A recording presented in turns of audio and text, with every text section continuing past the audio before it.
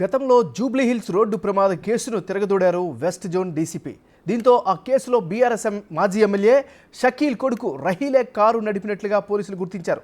2 సంవత్సరాల క్రితం road number 45లో జరిగిన కారు ప్రమాదం కేసులో బీఆర్ఎస్ మాజీ ఎమ్మెల్యే షకీల్ కొడుకు రహీల్ కేసు నుంచి తప్పించింది గత ప్రభుత్వం. ఆ తప్పుడు విచారణలో రహీల్ డ్రైవర్ అఫ్సాన్ కారు నడిపినట్టు తెలపడంతో అప్పటి పోలీసులు అఫ్సాన్పై కేసు నమోదు చేసి రిమాండ్కి తరలించారు. అయితే ఆ కేసు రీఓపెన్ చేసి దర్యాప్తు చేపట్టడంతో ప్రమాద సమయంలో కారు నడిపింది రహీల్గా గుర్తించారు పోలీసులు. అయితే పంజాగుట్ట ప్రజాభవన్ రోడ్డు ప్రమాదం కేసులో మాజీ ఎమ్మెల్యే షకీల్, ఆయన కొడుకు రహీల్ పరారీలో ఉన్నారు. వారిపై 2 నెలల క్రితం లుకౌట్ నోటీసులు జారీ చేశారు పంజాగుట్ట పోలీసులు.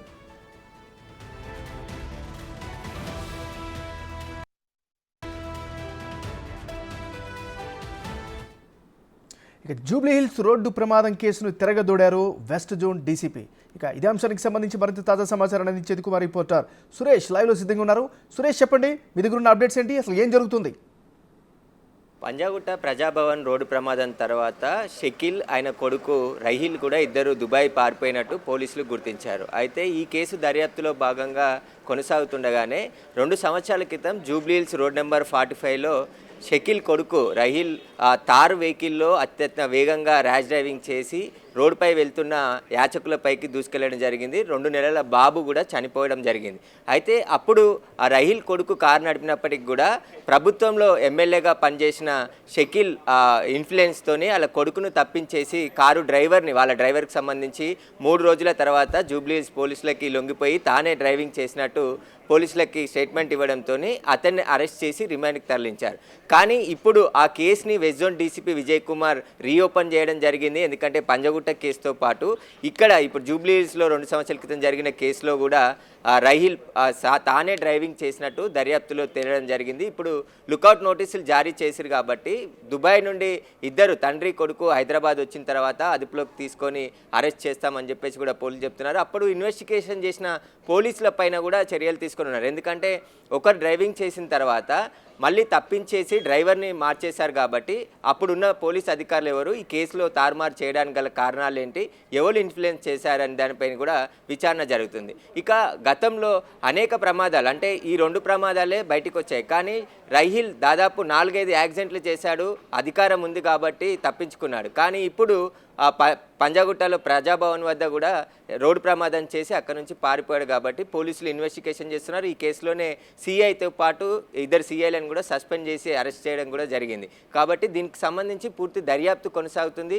ఇద్దరు హైదరాబాద్కి వస్తే తప్ప ఈ కేసులో ఇంకా చిక్కుముడి వీడే పరిస్థితి కనబడట్లేదు. ఈ స్టేట్మెంట్ కూడా, ఎందుకంటే మొన్న కూడా తప్పించుకో, సేమ్ జూబ్లీహిల్స్లో ఘటన జరిగిన తర్వాత పంజాగుట్టలో కూడా సేమ్ డ్రైవర్ని పంపించేసి షకీల్ కొడుకు రహీల్ని తప్పించే ప్రయత్నం పోలీసులు చేశారు. కానీ మొత్తం సీసీ కెమెరా ఎవిడెన్స్తోని అక్కడ బయటపడిపోవడం జరిగింది. తర్వాత వీళ్ళంతా డ్రైవర్ని మార్చేందుకు ప్రయత్నించారని చెప్పేసి తేలవడంతో నిజామాబాద్కి సంబంధించిన సిఐతో పాటు పంజాగుట్ట సిఐ పైన కూడా చర్యలు తీసుకోవడం జరిగింది. కాబట్టి దీనికి సంబంధించి పూర్తి దర్యాప్తు కొనసాగుతుంది. ఇప్పుడు ఆ బాబు చనిపోవడానికి గలమైన కారణమైన రహీల్ని అప్పుడు పోలీసులు ఎందుకు వదిలిపెట్టారు, దానికి సంబంధించిన దర్యాప్తు కూడా ప్రారంభించారు. అధికారులపైన కూడా సురేష్, ఒక విషయం చెప్పండి, లుకౌట్ నోటీసులు జారీ చేశారు కాబట్టి నెక్స్ట్ ఏం జరుగుతుంది? రోడ్డు ప్రమాదం తర్వాత, పంజాగుట్ట ప్రమాదం తర్వాత నేరుగా వాళ్ళు దుబాయ్కి పారిపోవడం జరిగింది. బొంబాయి నుంచి ఫస్ట్ షకీల్ కొడుకుని పంపించడం జరిగింది దుబాయ్కి. ఆ తర్వాత షకీల్ కూడా దుబాయ్కి పారిపోయాడు. ఆ రోజు నుంచి ఇండియాకి రాలేదాళ్ళు దానికి సంబంధించి లుకౌట్ నోటీస్ జారీ చేశారు. లుకౌట్ నోటీస్ జారీ చేయడంతో ఇండియాలో ఏ ఎయిర్పోర్ట్లో కానీ షకీల్ కొడుకు ల్యాండ్ అయినట్టయితే అక్కడ ఇమిగ్రేషన్ అధికారులకి సమాచారం అందుతుంది. కాబట్టి వాళ్ళు వెంటనే పంజాగుట్ట పోలీసులకి ఇంటిమేషన్ చేస్తారు. వాళ్ళని అదుపులోకి తీసుకొని పంజాగుట్ట పోలీసులకు అప్పగించే అవకాశం ఉంటుంది. ఇప్పుడు అక్కడ ఏదైతే దుబాయ్కి సంబంధించిన ఎంబసీతో కూడా మాట్లాడి వారిని ఇండియాకి రప్పించే ఏర్పాట్లు పోలీసులు చేస్తున్నప్పటికి కూడా అక్కడ చాలా రోజుల నుంచి సెటిల్ అయి ఉన్నారు. కాబట్టి షకీల్ ఇండియాకి రావడం లేదు.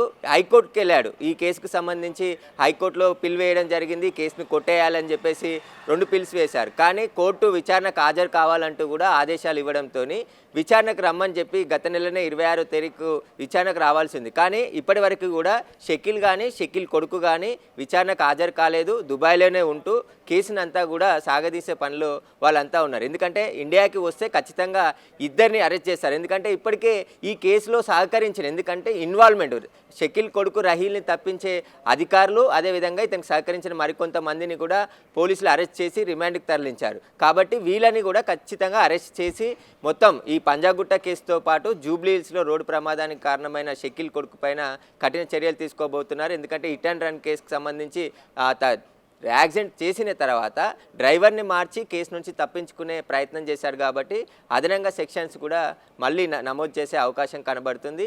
ఇక ఈ జూబ్లీ హిల్స్ పోలీసులు గతంలో షకీల్కి కొడుకు యాక్సిడెంట్కి సంబంధించిన అధికారుల పాత్ర పైన కూడా west zone DCP Vijay Kumar విచారణ జరుపుతున్నారు. అందులో భాగంగానే వీళ్ళు డ్రైవర్ని మార్చినట్టు నిర్ధారణ అయినట్టు పోలీసులు చెప్తున్నారు. Right, thank you Suresh.